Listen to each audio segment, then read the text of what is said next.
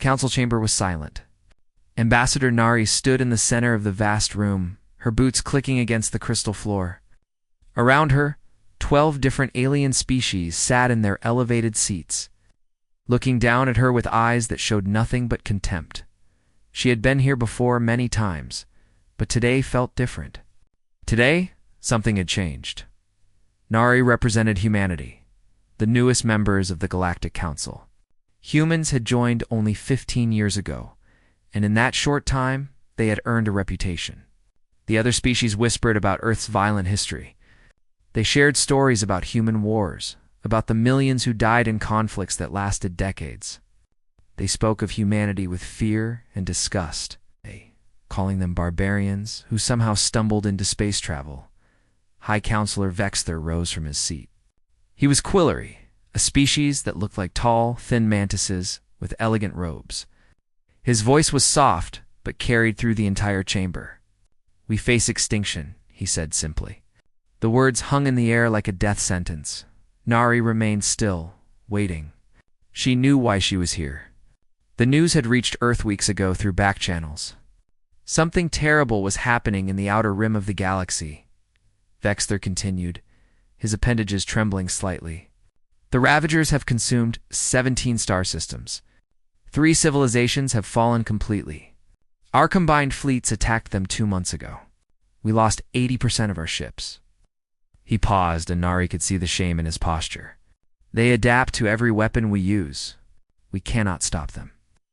The other counselors began speaking all at once. Their voices mixed together in a chaos of fear and desperation. The Velshan representative, a being of pure energy contained in a crystalline form, spoke about defensive strategies that had failed.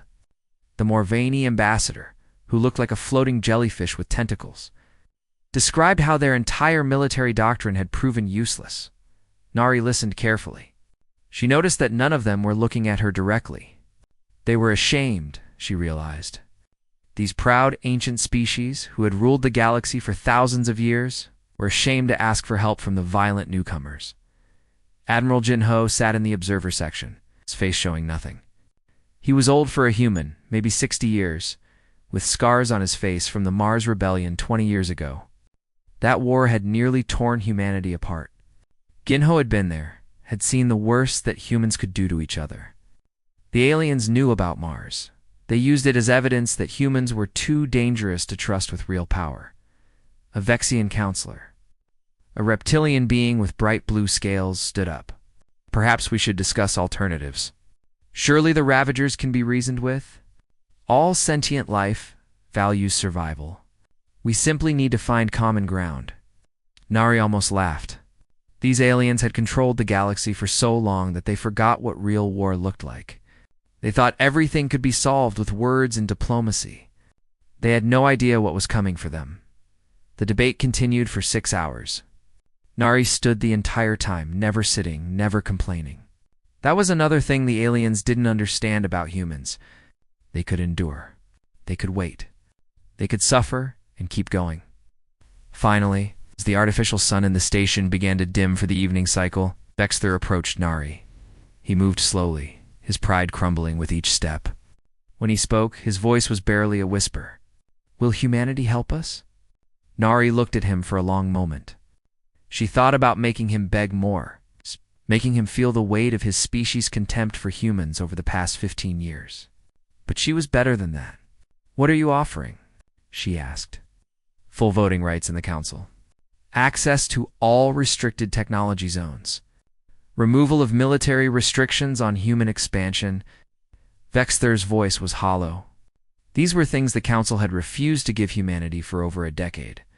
Now they were offering everything all at once, because they were desperate. "I need to contact Earth," Nari said. "Give me everything you have on the Ravagers. Every scan, every battle report, every piece of intelligence." Back on Earth, Fleet Admiral Hyunwoo sat in the command center deep beneath the Pacific Ocean. The room was massive, filled with holographic displays and hundreds of officers working at their stations. Hyunwoo was younger than Jinho, only 45, but he had the same hard look in his eyes. He had fought in the resource wars, had commanded ships during the Centauri conflict. He understood war. The data from the council arrived in massive files. Hyun-woo called his senior staff immediately. Commander Yuna appeared first, her uniform perfect as always. She was brilliant, maybe the smartest tactical mind in the human military. Captain Teeman came next, a quiet man who commanded humanity's most powerful warships. Finally, Dr. Sujin arrived, still wearing her lab coat, her eyes bright with curiosity. They studied the Ravager data for 6 hours straight. The room was silent, except for the soft hum of computers and the occasional muttered comment. Hyun-woo watched the battle recordings carefully.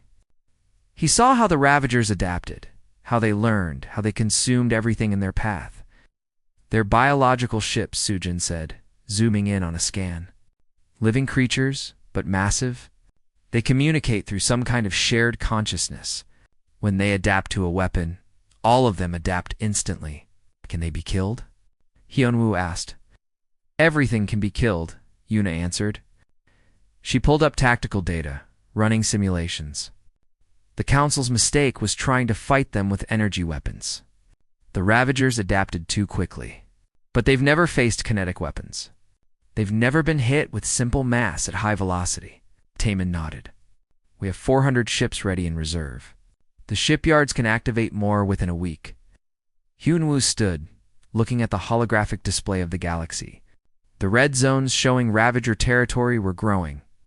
If they weren't stopped, they would reach the core worlds within a year. Billions would die, maybe trillions. Send a message to Ambassador Nari, he said. Tell her we accept. Tell her humanity will handle this. Nari received the message while still in the council chambers. She read it once, then looked up at Vexther. Humanity accepts your terms. Send us coordinates for the nearest Ravager incursion. Our fleet will deploy immediately. As she left the chamber, she heard 2 Quillar diplomats whispering behind her. We may have made a terrible mistake, one said. We just unleashed something that might be worse than the Ravagers. Nari smiled coldly. They had no idea what they had done. They had asked humanity for help. Now, they would see what humans were really capable of. The galaxy was about to learn why Earth's history was written in blood and fire. And when it was over, nothing would ever be the same. The shipyards around Earth orbit came alive like a sleeping giant waking from a long rest. For 15 years, these massive stations had been quiet, building only civilian ships and small defense vessels. The Council had insisted on this. They feared what humanity might build if given freedom. Now those restrictions were gone, and the shipyards roared with activity. Admiral Hyun-woo stood on the bridge of the command station, watching through the windows as ships were pulled from storage and prepared for war. Each vessel was enormous, gray and angular, designed not for beauty, but for one purpose only. The names painted on their hulls were in English, and the alien translators struggled with them. Indomitable, retribution, absolute, zero, vengeance. These were not names meant to comfort anyone. 400 warships became battle-ready in just 72 hours. Crews were called back from retirement, from civilian jobs, from peaceful lives they thought would last forever. They came without question. When humanity called its warriors, they always answered. The Council had expected humanity to study the problem carefully. They thought humans would run simulations for months, request more data, build careful plans with multiple contingencies. Instead, Commander Yuna presented a complete battle, strategy after only 3 days. The alien military advisors who reviewed the plan were horrified. A Quillar general named Vex read through it twice, his appendages shaking. This is madness, he said. The casualties would be enormous. You're planning to sacrifice entire ship squadrons just to learn enemy patterns. Yuna looked at him with cold eyes. We call them acceptable losses. The Ravagers are winning because you're afraid to take casualties. We're not. Talking about thousands of lives, Vex protested. Yes, Yuna said simply. And if we don't stop the Ravagers, we're talking about billions. Maybe trillions. War isn't pretty, General. It never has been. You either fight to win, or you die trying to look honorable. Admiral Ginho took command of the first human expeditionary fleet. 200 warships. 50,000 Marines and the best tactical minds humanity had to offer. His second in command was Captain Yonji, only 30 years old, but already legendary. She had won the final battle of the Mars Rebellion by doing something no sane commander would attempt. She flew her damaged cruiser directly at the enemy flagship and rammed it at full speed. Both ships were destroyed, but the rebellion ended that day. Dr. Sujen joined the fleet as chief science officer. She brought her entire research team, along with equipment that made the alien observers very nervous. When Vex asked what the Biological Warfare Division was for, Sujen smiled. "We don't use bioweapons. Humans banned them centuries ago. But if the Ravagers are alive, they can be studied. And if they can be studied, they can be killed." The fleet arrived at the Thresh system after 2 weeks of travel. The Quillari Defense Force was there, retreating slowly as Ravager ships pushed forward. The enemy vessels looked like massive cathedrals made of bone and chitin, organic ships that moved like living creatures. There were hundreds of them, and they were beautiful in a terrible way. Jinho stood on the bridge of his flagship, indomitable, watching the battle display. The Quillar ships were firing energy weapons that seemed to damage the Ravagers at first, but within minutes, the enemy adapted. The same weapons became useless, passing through Ravager shields without effect. "All ships, attack formation," Ginho ordered. His voice was calm, as if he was ordering breakfast instead of sending thousands of people into battle. "Weapons free. Show them why Earth survived." The human fleet charged forward. The Quillari officers watching from their retreating ships thought the humans had gone insane. No one charged the Ravagers. That was suicide. But humans apparently didn't care about sanity. The first human weapons fired were not energy weapons. They were railguns, massive cannons that fired chunks of tungsten at incredible speeds. The metal rods hit the Ravager ships like hammers from God. Armor cracked. Whole sections exploded. The Ravagers tried to adapt, but there was nothing to adapt to. It was just mass and velocity, the oldest weapons in the universe. Captain Yunji led a squadron of frigates in a maneuver that made the alien observers think she had lost her mind. She flew directly into the Ravager formation, weaving between the massive organic ships, and then detonated 3 antimatter mines at point-blank range. Her frigate's shields failed instantly. The hull began to glow red from the heat. But 17 Ravager ships were destroyed in that single attack.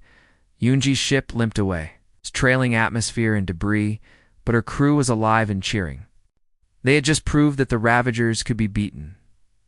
Dr. Sujin worked frantically in her lab aboard the science vessel. She studied the Ravager remains collected from destroyed ships, running analysis after analysis. Finally, she found what she was looking for. The Ravagers adapted biologically, but it took time. 3 minutes, to be exact. 3 minutes between encountering a weapon and developing resistance. "We need to rotate weapons," she told Jinho over the communication link. "Hit them with lasers for 2 minutes, switch to railguns, then missiles, then back to lasers. Never give them time to adapt fully." The human fleet implemented the new doctrine immediately. They struck with energy weapons, destroying dozens of Ravagers. Then, just as the enemy began to adapt, they switched to kinetic weapons. The Ravagers died by the hundreds, unable to keep up with the constantly changing attacks. For the first time in over a year, the Ravagers retreated. They pulled back from the Thresh system, leaving behind the wreckage of their dead ships. The Quillari forces watched in stunned silence. The humans had done in 6 hours what the Council fleets couldn't do in months. But victory had a cost. 35 human ships were destroyed. 4,000 crew members died. Their bodies were recovered when possible, placed in storage for the journey home. The survivors held a memorial service in the main hangar bay of the Indomitable. Admiral Jinho spoke to the assembled crew, his voice echoing through the massive space. They died doing what humans do best, standing between the innocent and the dark, standing when others run, fighting when others surrender. Let their sacrifice mean something. Let it remind us why we're here. That night, recordings of the battle spread across the galaxy. Every species watched as humanity fought the Ravagers and won. The Quillari High Council called an emergency session. They had unleashed something they didn't fully understand. Admiral Ginho sent them a message. It was short, only 2 sentences. This was just the first engagement. Send us the location of every Ravager incursion. We're going hunting. Atta. Commander Yuna stood beside him as the message was sent. They're terrified of us now, she said. Good, Ginho replied. Fear keeps people honest. And right now, the galaxy needs to be honest about what's required to survive.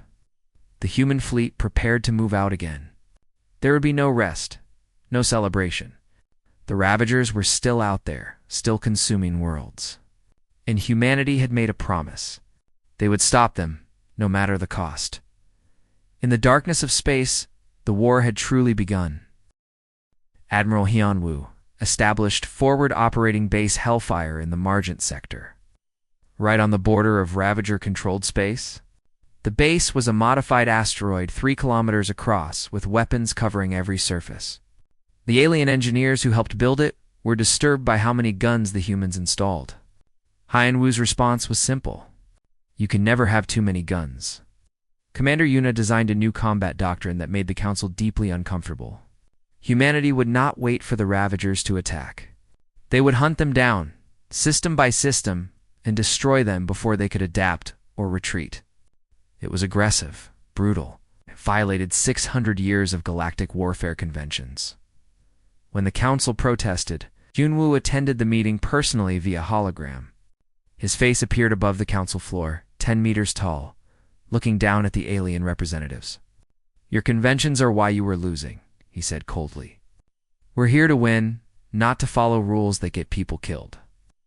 Captain Tiemann was promoted to Commodore and given command of the Hunter Division. These were fast attack cruisers designed for one purpose, finding and destroying Ravager hive ships. His flagship, the Nightfall, was crewed by veterans from Earth's darkest wars. Men and women who had seen too much, fought too long, but couldn't stop. War was all they knew. His tactical officer was Lieutenant Minho, a quiet young man who barely spoke during briefings.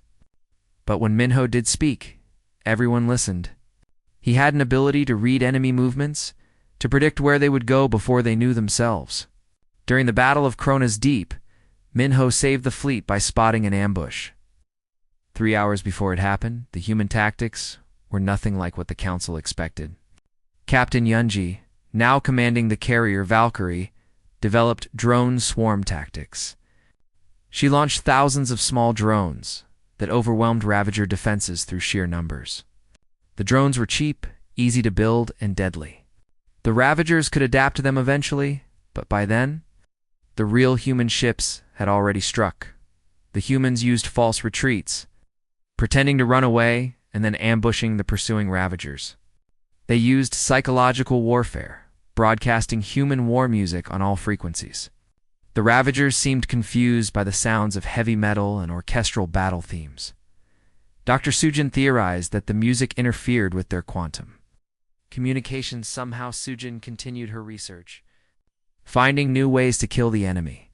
She discovered that Ravagers communicated through quantum entanglement, a method that should have been impossible to jam. But humanity had developed quantum jammers during the Centauri War, technology the Council thought was theoretical. When the jammers activated, Ravager swarms fell into chaos. Sometimes they even attacked each other, unable to distinguish friend from enemy. But the war was taking its toll. Human casualties mounted into the tens of thousands. Every battle, no matter how successful, cost lives. Young men and women who had never expected to fight were dying far from home, in systems they couldn't even pronounce. Admiral Jinho visited wounded soldiers in field hospitals. He walked through rows of beds, looking at faces too young to have such old eyes. Burns covered some. Others were missing limbs, waiting for cloned replacements to be grown. A Marine who couldn't have been older than 22 looked up at him. Admiral, is it worth it? All this dying? Jinho sat on the edge of the bed. He didn't give the easy answer, didn't tell comfortable lies.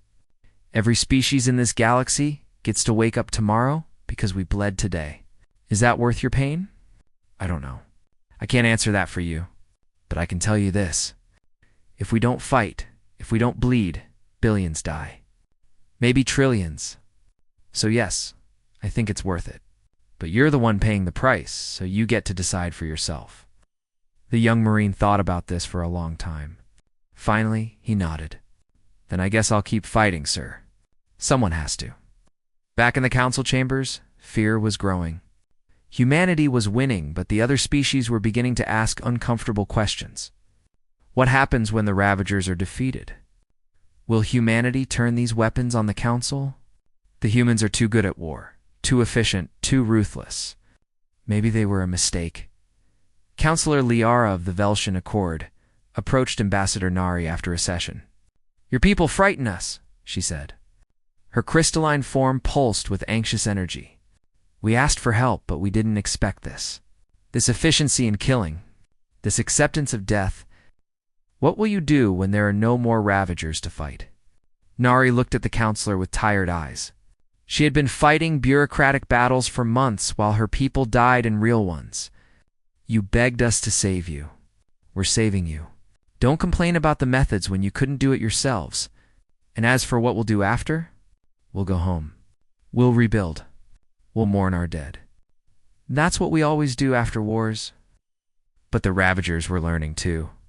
They began targeting human supply lines, forcing longer and more dangerous resupply runs. They developed new tactics specifically designed to counter human aggression. In the Battle of Cronus Deep, Commodore Temin's fleet was ambushed by a Ravager force 3 times their size. The battle lasted 14 hours.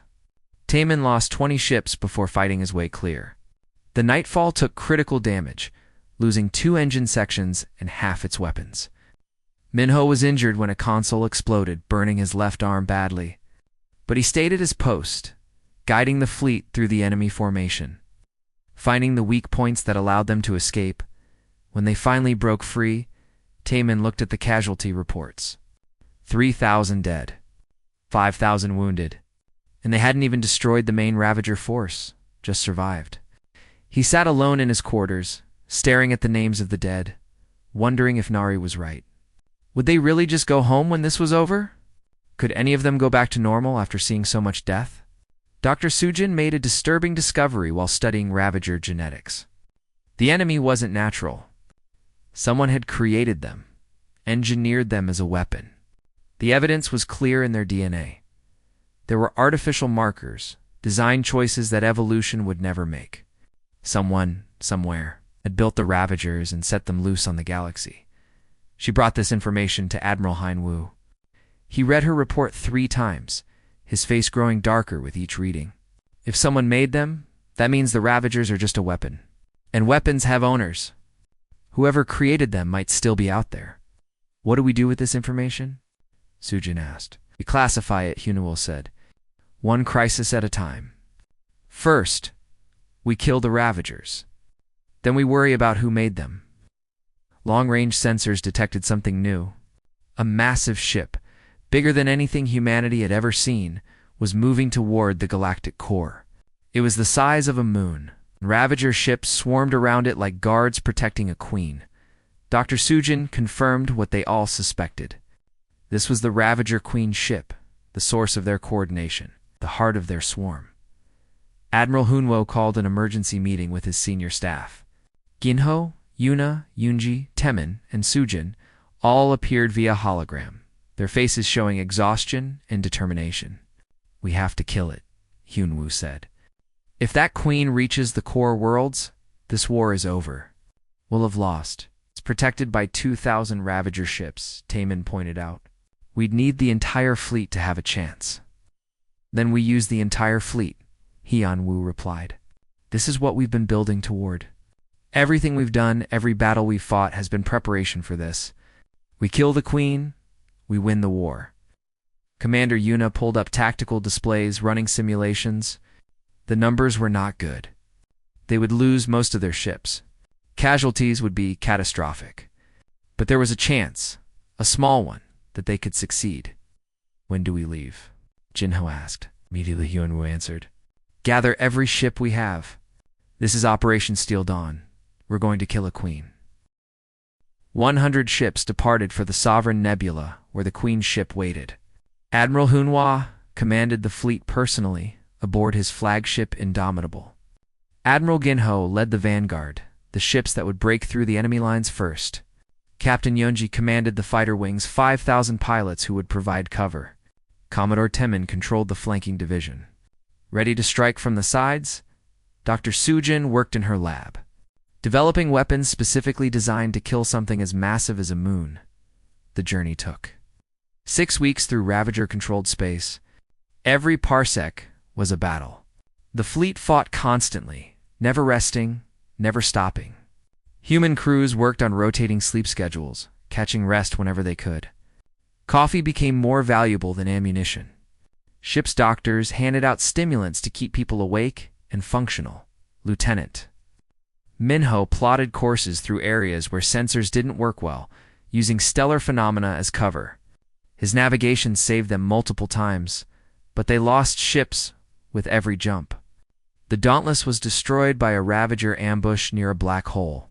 The Relentless took critical damage protecting a supply convoy and had to be abandoned. The Stormbringer fought a rearguard action that lasted 3 days, holding off Ravager pursuers while the rest of the fleet escaped. All hands were lost. Captain Youngji led fighter sorties every day, sometimes 3 or 4 times in a single-day cycle. Her pilots were exhausted, pushed beyond human limits, but they kept flying. Each mission meant some wouldn't return. She learned to stop looking at the empty berths in the hangar, stopped counting the missing faces at briefings. Her best friend, pilot named Jiwon, died in an ambush during the 4th week. Giwon's fighter was cut off from the squadron, overwhelmed by Ravager interceptors. Yoonji heard her final transmission, heard Giwon laughing as she detonated her ship's reactor, taking 12 enemy craft with her. That night, Yoonji sat alone in the hangar bay at 3 in the morning, staring at Jiwon's empty fighter berth. Admiral Ginho found her there. He didn't say anything at first, just stood beside her in the silence. Finally, he spoke. "They follow you because you lead from the front. Because you never asked them to do anything you wouldn't do yourself. But leadership means carrying their ghosts. Every single one. That's the price of command. Does it ever get easier?" Yoonji asked. "No," Jinho said honestly. "It gets harder. Every ghost weighs more than the last. But that weight keeps you honest. Keeps you from wasting lives. The day it stops hurting is the day you should stop leading." Commodore Temin formed an unexpected friendship with General Vex, the Quillari officer who had volunteered to join the mission. Vex wanted to understand why humans chose to sacrifice so much for species they barely knew. They spent hours in the officer's mess, discussing philosophy and war. "Your people value individual lives so highly," Vex said. "You have art and literature about the tragedy of death, yet you throw lives away in battle without hesitation. How do you reconcile this?" Taman thought about this. "We don't throw lives away. Every death matters. But sometimes the only way to protect life is to risk it. Someone has to stand between the darkness and the innocent. Someone has to pay the price. Might as well be us." "Why you?" Dex asked. "'Cause we can," Taman replied. "Because we've survived everything the universe threw at us. Ice ages, plagues, wars, near extinction. We're still here. That makes us responsible.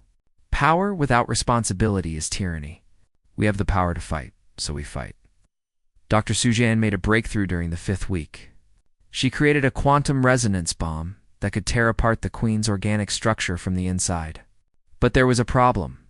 The bomb had to be delivered inside the Queen's hull, past her shields. That meant a ship would have to ram through the shields and detonate from the inside. It was a suicide mission. After 7 weeks of constant fighting, the fleet reached the Sovereign Nebula. They had started with 100 ships. Now they had 63. Every vessel was damaged, running on emergency repairs and hope. Ammunition was low. Fuel reserves were critical. But they had arrived. The Queen ship floated in the center of the nebula, protected by 2,000 Ravager vessels. She was massive beyond comprehension, a moon made of living bone and flesh. Around her, the Ravager swarm moved like a living shield. Admiral Heinwu stood on the bridge of the Indomitable, looking at the tactical display. His officers waited for orders, their faces showing exhaustion and fear. They all knew this might be the last battle. Hianwu didn't lie to them, didn't give them false hope. "We came here because someone had to," he said. His voice was transmitted to every ship in the fleet. "We're still here because we're too stubborn to quit. Those aliens back home think we're crazy, and maybe they're right. But crazy is what you need when the universe needs saving. Today, we kill a queen. Tomorrow, we go home." The fleet charged into the nebula. Every ship, every weapon, everything they had left. The Ravagers swarmed like angry insects. Space became a hurricane of fire, metal, and death. Ships died in seconds, ripped apart by overwhelming firepower. But the humans kept coming, kept fighting, kept pushing forward. Captain Yunji led 200 fighters in the first wave. Half were destroyed in the first minute. She watched her squadron die around her, watched friends and comrades explode into fire and debris. But she didn't waver, didn't retreat. She flew through the chaos, her weapons blazing. Clearing a path for the capital ships, Commodore Timon's cruisers formed a killing corridor, catching Ravagers in crossfire. His flagship took critical damage early in the battle, losing shields and half its weapons. But he kept fighting, kept coordinating his division, refusing to fall back. Admiral Jinho's dreadnoughts became immovable fortresses, drawing Ravager attention and absorbing incredible punishment. The ships were designed to take damage and keep fighting. They proved their worth, holding the line while the rest of the fleet pushed toward the Queen. They reached her finally. But her shields were too strong. Nothing could penetrate them. Dr. Sujin contacted Admiral Hunwoo with the solution. A ship had to ram through the shields and deliver the quantum bomb from inside. It was the only way. Hunwoo didn't hesitate. "Transfer command to Admiral Jinho. I'm taking Indomitable in." His crew refused to evacuate. If their admiral was going to die, they would die beside him. But Commander Yuna had other plans. She had quietly taken control of the ship's helm, locking Hyunwoo out of the navigation system. "Commander, what are you doing?" Huno demanded. Yuno looked at him through the bridge display. She had sealed herself in the helm control room. "You're the fleet admiral, sir. The fleet needs you. The galaxy needs you. But me, I'm just a commander. Today, that's enough." She accelerated the Indomitable toward the Queen before Hyunwoo could stop her. Her last words echoed across the fleet communication channels. "Tell them we're even now. Tell humanity it's been an honor." The ship impacted at near light speed. The shields failed. The quantum bomb detonated inside the Queen's ship. The explosion tore her apart from within. A massive blast that destroyed 400 Ravager ships in seconds. The remaining Ravagers fell into chaos without their Queen's coordination. The human fleet destroyed them systematically. But the victory was bitter. They had lost 81 ships. 19,000 people were dead, including Commander Yuna. As the survivors began the long journey home, the galaxy watched. Humanity had saved them all. The human fleet returned to Viridian Prime 3 months after the battle. They limped home on damaged engines, carrying the bodies of 19,000 dead. The council had prepared a grand ceremony, expecting humanity to celebrate their victory. Instead, Admiral Ginho arrived with 18,000 coffins. He had them arranged in perfect rows on the station's main landing platform. "These are the people who saved your galaxy," Jinho announced to the assembled council. His voice was hard and cold. "Look at them. Remember their faces. Remember their names. They died so you could live. Never forget that." The council members stood in uncomfortable silence. They had expected medals and parades, not a field of coffins and an angry admiral. But Jinho wasn't finished. "Where I come from, we have a saying. Freedom isn't free. Someone always pays the price. Well, these 19,000 people paid your price. I hope you remember that every time you look at the stars." Ambassador Nari demanded that the council honor their agreement. Full voting rights, technology access, and military freedom for humanity. But now that the Ravagers were defeated, several council members wanted to renegotiate. They claimed humanity's methods were too brutal, too violent. They wanted the old restrictions back in place. wanted to cage the dangerous humans once more. Admiral Hunwu, promoted to Supreme Commander of Human Forces, addressed the council directly. He stood in the center of the chamber, still wearing his uniform from the battle, still carrying the weight of command.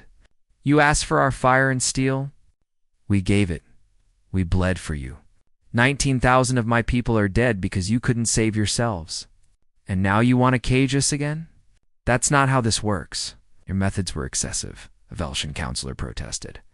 The violence, the casualties, the brutal tactics. Surely there were other ways. Show me, Hunwu said coldly. Show me the other way. Show me how you would have saved the galaxy. Because from where I'm standing, you had 1,000 years to find a solution, and you failed. We found one in 3 months. So don't lecture me about methods when you couldn't do it at all. Surprisingly, the Quillari supported humanity. High Counselor Vexther, who had once looked at humans with contempt, now stood beside them. He gave an impassioned speech to the council. These humans saved us when we couldn't save ourselves. They lost 19,000 souls for civilizations not their own. To deny them their rightful place is not just dishonorable. It's cowardice. We begged for their help. They gave us everything. Now we must honor our word. The vote passed. Humanity gained full council status, but the victory felt hollow. Too many had died for politics and pride, Dr. Sujin presented her findings about the Ravagers' artificial origins to the council's scientific committee. The revelation caused panic. If the Ravagers were created, their creators might still exist. And if someone could build the Ravagers, what else might they create? What other horrors waited in the dark? The council wanted to suppress this information. They thought it would cause mass panic. Sujin refused and went public with her research. The galaxy learned the truth. The Ravagers had been a weapon, unleashed by an unknown party. The threat wasn't over. It was just beginning, Captain Yunji. Promoted to Admiral and given command of the new defense initiative, began training other species in human warfare tactics. It was controversial. Many aliens were uncomfortable with concepts like acceptable casualties and strategic withdrawal. But Yunji was patient, teaching them not to be human, but to survive. A Morvani officer asked her during training, "How do you live with sending people to die?" Yunji looked at the young officer with tired eyes. "You don't. You carry them forever. Every face, every name. But you do it anyway, because the alternative is worse. The alternative is watching everyone die because you were too afraid to make the hard choice." Commodore Teeman took command of the Exploration Corps, a joint human-alien task force dedicated to finding the Ravagers' creators. His first officer was General Vex, the Quillari, who had fought beside him. Together, they began mapping the unknown regions of space, searching for answers. The galaxy now faced what politicians called the human question. Humanity had proven itself powerful, capable, and willing to sacrifice for others. But they were also aggressive, unpredictable, and frighteningly good at violence. Some species called humanity heroes. Others called them a necessary evil. A few quietly called them the next Ravagers. Ambassador Nari addressed this fear in a historic speech before the full council. "You fear us because we're good at war. I understand that. We fear ourselves sometimes. But war is a tool, not an identity. We fought because you needed us to. We'll put down our weapons when there's nothing left to fight. But make no mistake. If darkness comes again, humanity will be there, fire and steel in hand. That's not a threat. It's a promise. Earth built a memorial for the fallen." It was a simple black wall, 3 kilometers long, with 19,000 names carved into the stone. At the top, in letters 2 meters high, were words in English and 12 alien languages. They stood between the galaxy and the dark. Admiral Hunhua attended the dedication ceremony with his senior staff. Jinho, Sujin, Yunji, and Taemin stood beside him in the rain. Earth was crying for its lost children.